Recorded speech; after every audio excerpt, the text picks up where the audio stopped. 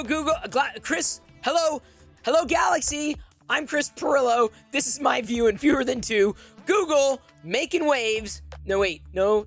They killed Wave pretty quickly. They're making headlines again because it's Google. According to a report, Google canceled its Iris AR glasses project earlier this year, 2023. It is now focused on creating AR software platforms to license to headset manufacturers.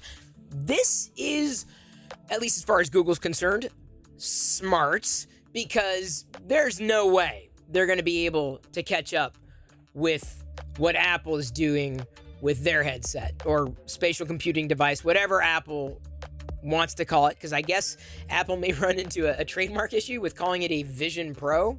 So who knows what that's going to be. I'm still excited for it, certainly when it comes down to the pike, but Google gave it a shot. The idea of this wearable years ago with Google Glass. I was not a glass hole. I probably would have been.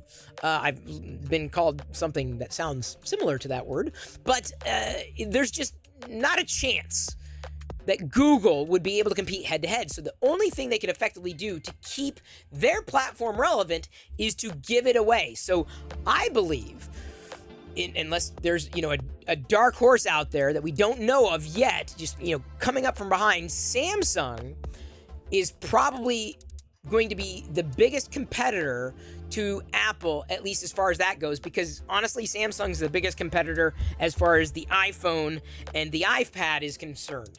iFad, I call it an iFad. Well, it's not really a fad, although most people who have iPads don't really know what they're doing. Maybe you know what you're doing with your iPad. Maybe you think you know what you're going to be doing with your Vision Pro if you have one, but we need competition. Competition keeps everything healthy. Competition, I can't even say that word. I'm having a problem talking today.